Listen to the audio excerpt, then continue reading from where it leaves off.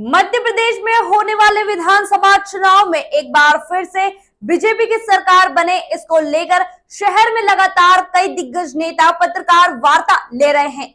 जहां बीते दिन हिमाचल प्रदेश के पूर्व मुख्यमंत्री की बीते दिन हुई प्रेस वार्ता के बाद शुक्रवार को केंद्रीय वित्त मंत्री निर्मला सीतारमण इंदौर पहुंची और इंडिया से रूबरू हुई। 17 तारीख को होने वाले मतदान को लेकर निर्मला सीतारमण ने बीजेपी सरकार फिर से बनने की बात कही और भाजपा की केंद्र और राज्य सरकार की जमकर तारीफ की और सरकार की योजनाओं का बखान भी किया। निर्मला सीतारमण ने कांग्रेस को आड़े हाथों लेते हुए वहीं महंगाई को कंट्रोल करने तथा बेरोजगारी दूर करने को लेकर भी पत्रकारों के सवालों के जवाब दिए। मध्य प्रदेश में बीजेपी की सरकार बनने को लेकर उन्होंने दावा किया। फर्स्ट 2 ट्रैक्स जून 2024 के अंदर रेडी हो जाएगा और उसके कारण एंटायर प्रोजेक्ट को 2026 तक होने के बावजूद भी उपयोग में आएगा। एटलीस्ट दोस फर्स्ट 2 ट्रैक्स का डिस्टेंस इवन फ्रॉम जून 2024 पूरा खत्म होने के बाद 31 किलोमीटर्स को 28 स्टेशंस के साथ इंदौर का मेट्रो पब्लिक सर्विस में आएगा, जिससे नागरिक को सुविधा होगा और जिस शहर क्लीनेस्ट माना जाता है, स्मार्टेस्ट माना जाता है, उसमें पब्लिक मेट्रो जैसे ट्रांसपोर्टेशन के कारण और पोल्यूशन कम होगा। It will one of the most efficient public transport facility.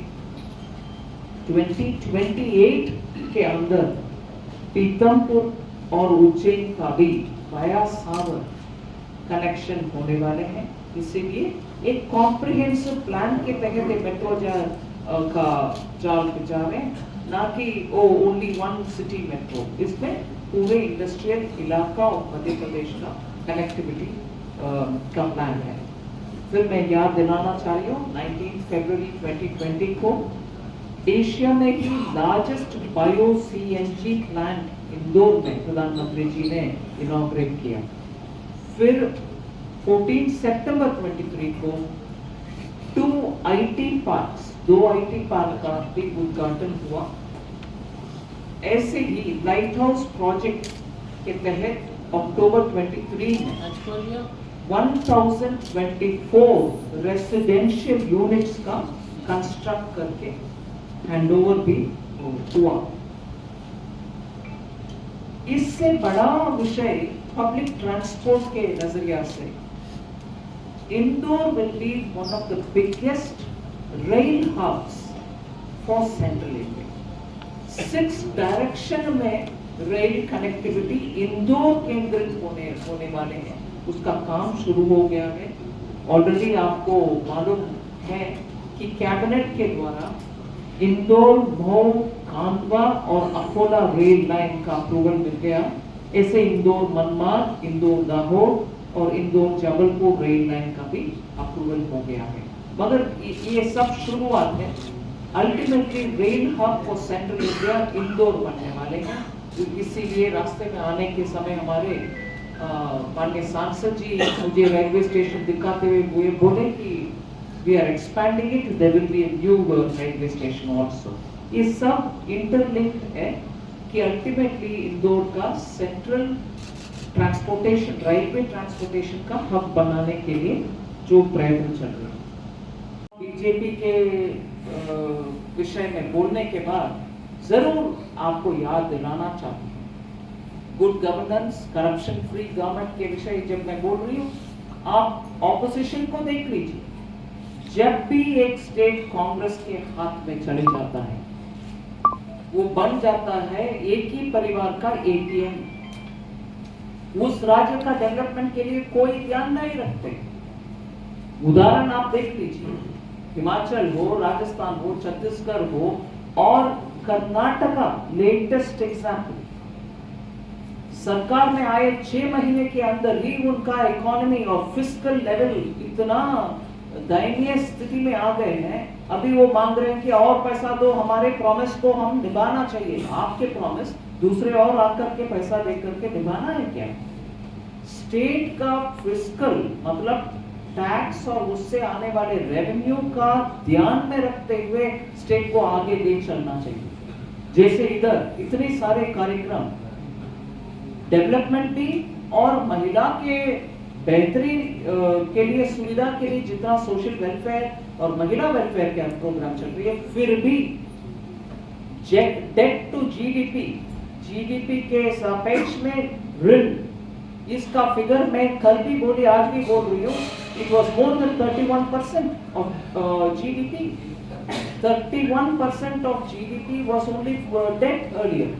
अभी वो कटौती रेगुलरली करते आज एक गुड गवर्नेंस वाली सरकार ने उसको 27% को ले आए।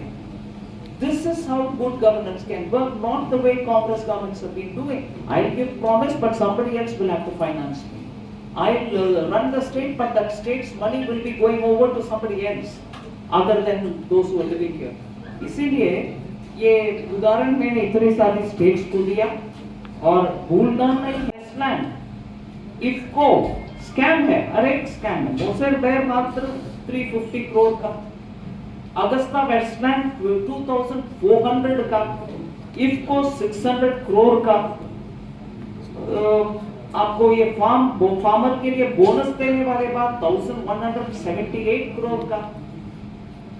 2009 से कांग्रेस को ये फार्मर लोन वेवर करने वाले बाद, जहां आधा अधूरा छोड़ा 2009 से 14 तक जब यूपीए के सरकार था, वो फुलफिल नहीं हुआ। और मध्य प्रदेश के स्तर पर कांग्रेस के प्रॉमिस और जब कांग्रेस पावर में था बीच में एक समय, उसका टोटल अमाउंट कुल मिला करके 2009 एंड दिस मिला करके 25,000 करोड़ का फार्मर्स का चीट किया। फार्मर्स को गलत फहमी देख करके कंप्लीटली गुमराह करके छोड़ दिया। और उसका जवाब आज कोई देने वाले नहीं है। कांग्रेस में आप पूछ कर देख लीजिए, कोई देने वाले नहीं, इधर उधर के बात बोले।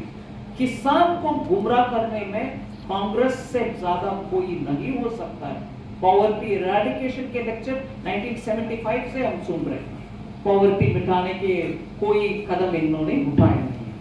सो इससे ज्यादा ना कहते हुए कांग्रेस के ऊपर जनता के भरोसा हर बार एक सपना जो अधूरा रहता है वैसे ही है। कांग्रेस के प्रॉमिस के ऊपर भरोसा करना, वो सपना साकार नहीं होगा कभी। मगर बीजेपी के द्वारा आप देख रहे हैं, केंद्र सरकार भी राज्य सरकार भी, मैं एक और बार पूरे केंद्र सरकार से मध्य प्रदेश के लिए कितना मिला, कौन सा टैक्स के द्वारा, कौन सा ग्रांट के द्वारा, कौन सा कुछ और स्कीम के द्वारा, इस विषय में ना चल रही हूँ। मगर इतना स्पष्ट एक विषय है। एक और छोटी सी बात मैंने आदमी पार्टी का, तब बीजेपी ने काफी फ्री बीज को लेके सवाल उठाए थे कि रेवड़ियां बांट रहे हैं, मुफ्त की जनता को सब लुटा रहे हैं पैसा सरकार का। अब आपकी खुद की सरकार चुनाव से पहले महिलाओं के लिए योजना लेके आई और बहुत सारे शॉप्स लेके आई, पक्ष लेके आई। तो मैम, एक तरफ जो केजरीवाल जब बांटते तब बुरा होता है और आप करते हैं तो अच्छा होता है। नहीं, आप जो इन्फ्लुएंस दे रहे हैं, जो कंक्लूजन कर रहे हैं, वो गलत है। क्योंकि मध्य प्रदेश में लाडली बहना प्रथम महिला के लिए स्कीम नहीं है। 2007 से बीजेपी सरकार लाडली लक्ष्मी दिया, उसके बाद कन्यादान का दिया, उसके बाद संबल का दिया, अभी लाडली बहना भी दे रहे। इसीलिए महिला के ऊपर जो स्कीम्स बना करके उनका बेनिफिट मिलने के लिए कोशिश जो होती है, वो लगातार चलते आ रही है। वो एक। दूसरा, वो फ्री भी नहीं है, क्योंकि बजट में उसका जिक्र होता है। उसके लिए जितना भी पैसा चाहिए वो असेंबली में वोट करके पारित हो करके उसका पेमेंट होती है, ना कि वायदा दिया पैसा मेरे हाथ में नहीं है मगर मैं कैसे भी सरकार से पैसा निकाल करके उसको खर्च करूं, असेंबली में उसके ऊपर चर्चा, बजट कुछ होता नहीं। वो वैसे चलाने के खिलाफ है बीजेपी, मगर हम चलाते हैं बजट में प्रावधान करके उसका पैसा ओपनली और डीबीटी के द्वारा अकाउंट में जाता है। प्रियंका गांधी बोल